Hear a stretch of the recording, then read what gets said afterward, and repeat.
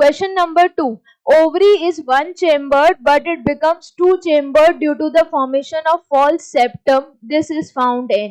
तो बोला जा रहा है कि ओवरी पहले एक चेम्बर की है पर वो यहाँ पर दो चेम्बर से हो गई है. क्यों? क्योंकि उसमें एक फॉल्स सेप्टम पाया जा रहा है.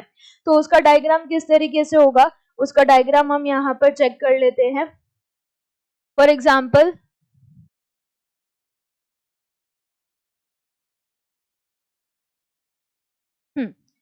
एग्जाम्पल ये हो गया ओवरी वॉल. अब इसमें हम बात करें अंदर की तरफ, क्या बोला जा रहा है कि पहले ओवरी एक चेम्बर की थी पर अब वो दो चेम्बर की हो जा रही है due to the formation of false septum. तो यहाँ पर एक फॉल्स सेप्टम कैसे डेवलप हो रहा है, जब प्लेसेंटा अंदर की तरफ ग्रो कर जा रहा है. For example this is the inner wall.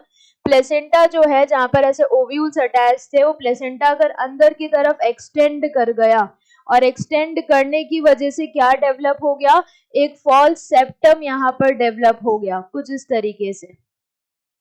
तो ये कुछ इस तरीके से एक फॉल्स सेप्टम इधर डेवलप हो गया क्योंकि प्लेसेंटा अब अंदर की तरफ एक्सटेंड हो गया है एंड ओव्यूल्स यहाँ पर इस तरीके से अटैच्ड है. ये प्लेसेंटा था, ओव्यूल्स इधर अटैच्ड है.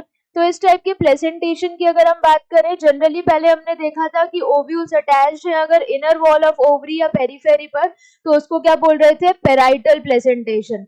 लेकिन अगर यहाँ पर ओव्यूल्स अटैच्ड हैं लेकिन अब जो ओवरी है वो वन चेम्बर से टू चेम्बर हो गई है बिकॉज ऑफ दिस स्ट्रक्चर.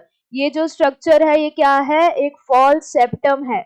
ये फॉल्स सेप्टम को ही क्या बोला जाता है, रेप्लम. So this is the false septum.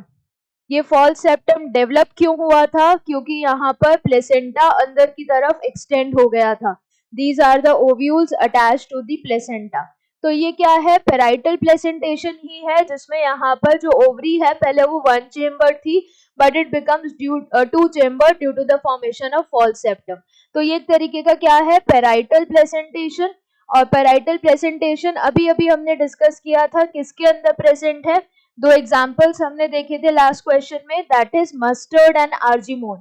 So mustard and argemone हमने देखा था, तो argemone and mustard, option A is correct answer. Dianthus and primrose में कौन सा प्रेजेंटेशन था, फ्री सेंट्रल. उसमें ऐसा फॉल्स सेप्टा, उसमें सेप्टा ही नहीं था, तो ये क्या हो जाएगा, फ्री सेंट्रल. तो ये आंसर नहीं है. रोज एंड टोमेटो में हमने देखा था एक्साइल प्लेसेंटेशन, उसमें तो ऑलरेडी प्लेसेंटा में और ऐसे सेप्टास प्रेजेंट थे.